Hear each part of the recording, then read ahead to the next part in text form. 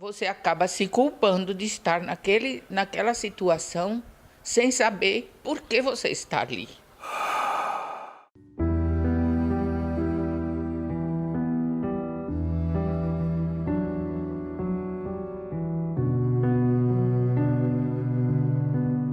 Depressão.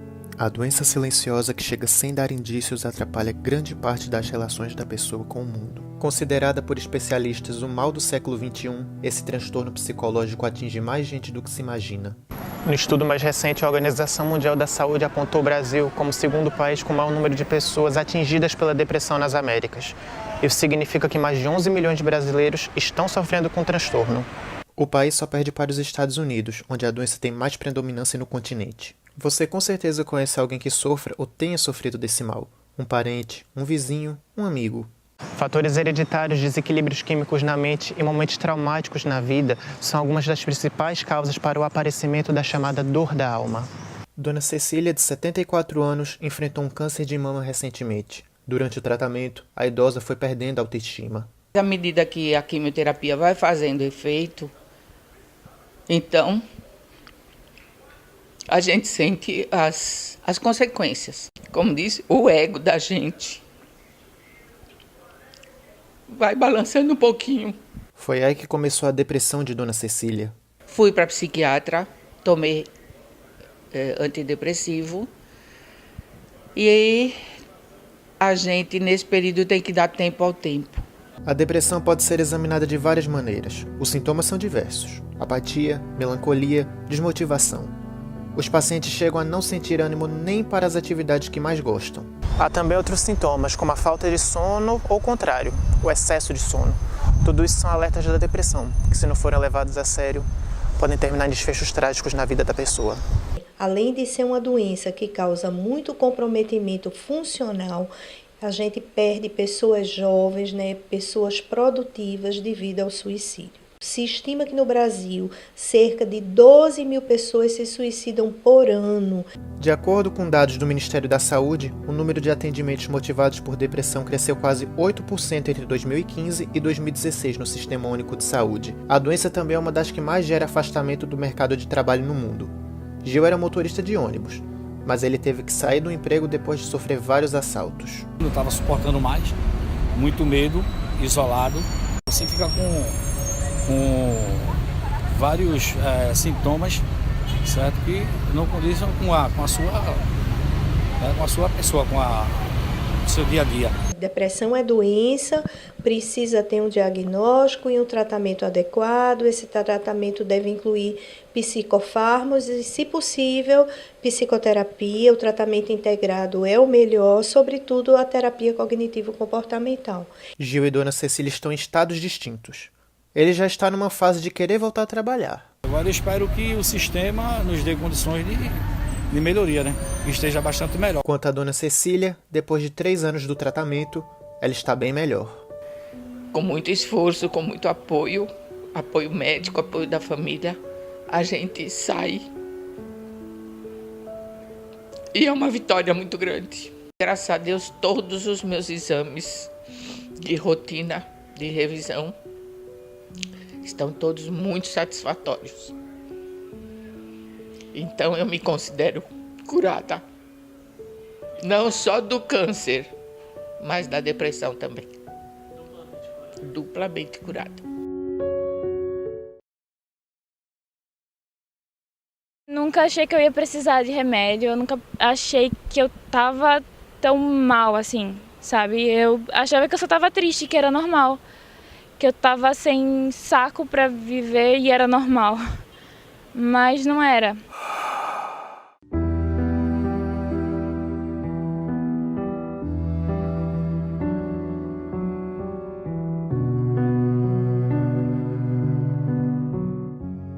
É uma realidade triste, mas muito comum. Quem tem depressão evita falar, evita comentar, evita aceitar que está mal.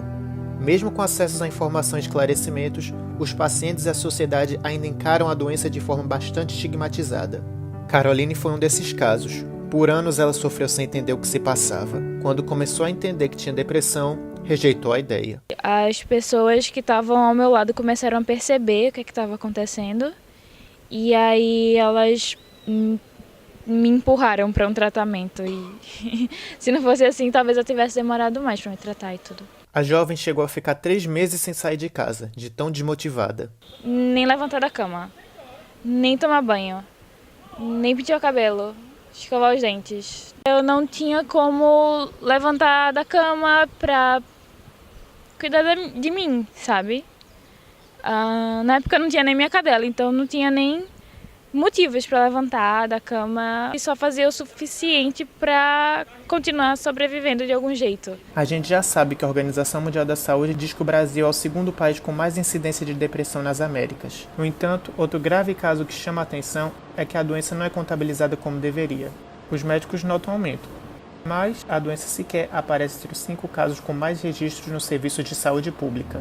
De acordo com nota técnica da Secretaria Estadual de Saúde, obtida por meio da Lei de Acesso à Informação, o transtorno mental mais atendido na rede pública em 2017 foi a esquizofrenia. Episódios depressivos só aparecem lá embaixo, na 18ª posição. Estranho isso, né? Porque assim, a grande maioria dos atendimentos de ambulatório são de depressão e de ansiedade. Né? Porque assim, é a característica do atendimento, né? Da assistência. Essas estatísticas não estão tão fidedignas assim. E os dados do Brasil inteiro batem com os números daqui de Pernambuco. Um levantamento feito a nosso pedido no Ministério da Saúde também mostra que a depressão não aparece entre os 5 transtornos psicológicos com mais registros no SUS. Nesse caso, o Ministério admite que há uma elevada subnotificação, por se tratar de um transtorno estigmatizado. Na nota enviada junto ao ranking ainda fica claro que nos atendimentos pode haver treinamento insuficiente dos codificadores ou informação ocultada pelo usuário e família aos profissionais de saúde. Essa estudante, que pediu para não ser identificada, admite que demorou a procurar ajuda. Eu pensava que ia passar, que era uma coisa como uma TPM e que passaria. Sendo que os dias foram passando, os meses foram passando, até que eu vi que não passaria. Em conversa com a reportagem, a Secretaria Estadual de Saúde culpou o baixo número de notificações ao fato da depressão não ser doença de notificação compulsória, que é aquela em que o profissional é obrigado a identificar no prontuário médico. No entanto, isso não significa que haja omissão por parte da pasta, que orienta ações a serem executadas pelos municípios. Como a obrigação de aplicar políticas públicas de saúde mental é de cada cidade, procuramos a Secretaria de Saúde do Recife para saber como está funcionando por aqui, mas não fomos respondidos. O futuro da depressão já está acontecendo, né? Desde 2015, que eram as estatísticas previstas para 2020. Né? Então, assim, é um quadro que a gente tem que tomar muito cuidado. Vamos dizer assim, que eu acho que eu tive a sensação de passar a ver a vida em preto e branco, né? Então, todas as cores sumiram de repente e eu não entendi o que era aquilo.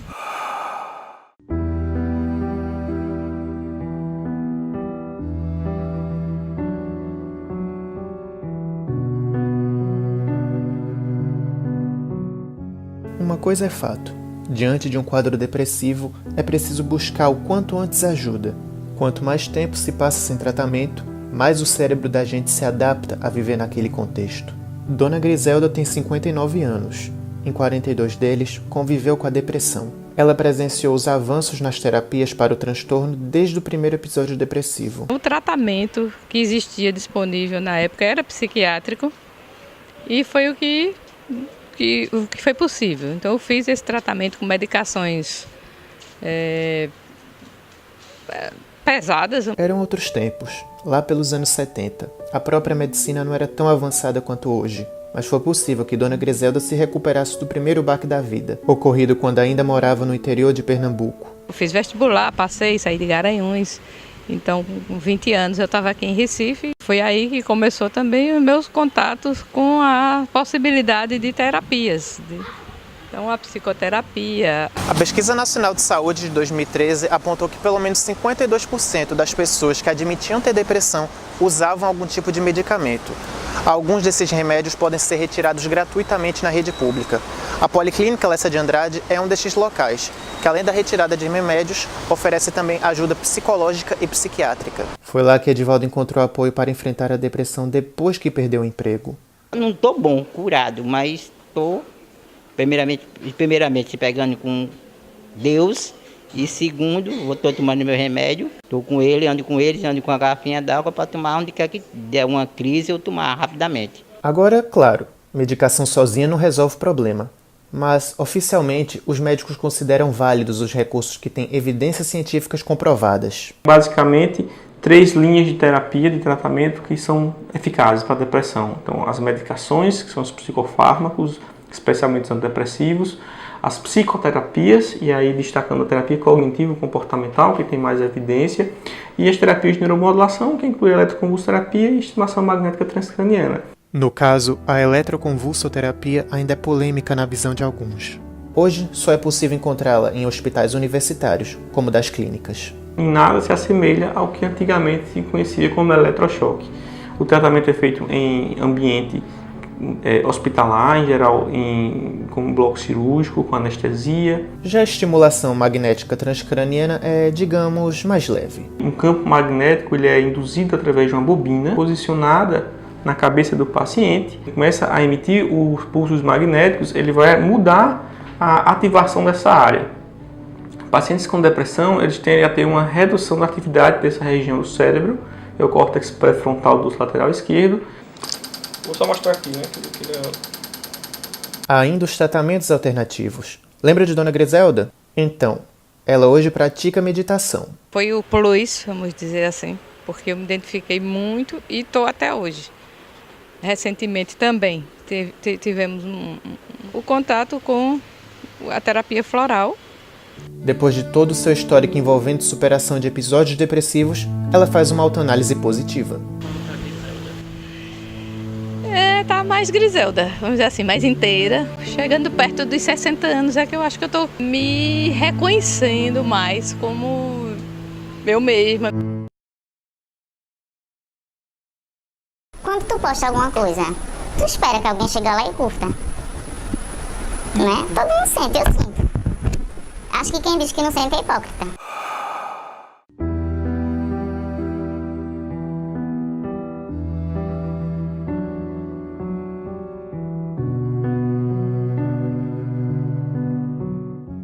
Selfies, likes, compartilhamentos, stalk. Esses termos são bem comuns hoje. Entre si, mostram quanto que as redes sociais revolucionaram as relações entre as pessoas. É pouco provável conhecer alguém que esteja desconectado hoje. Alguns usam para se autoafirmar, outros apenas de forma institucional. Até que ponto as redes sociais impactam na mente de uma pessoa? Ainda mais quando estamos falando de depressão. Uma pesquisa realizada na Inglaterra pela Sociedade Real para a Saúde Pública pôs em xeque essa questão. O estudo analisou 5 redes sociais: Instagram, Snapchat, Facebook, Twitter e YouTube.